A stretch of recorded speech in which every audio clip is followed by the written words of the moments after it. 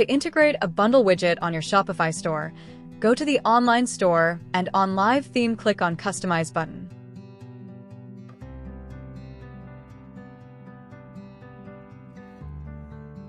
Now, look for the bundle product which you had set up in the Easy Subscriptions app and click on it.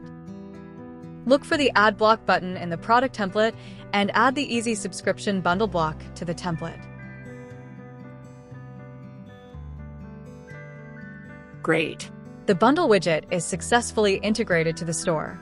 Click on Save button to save the changes.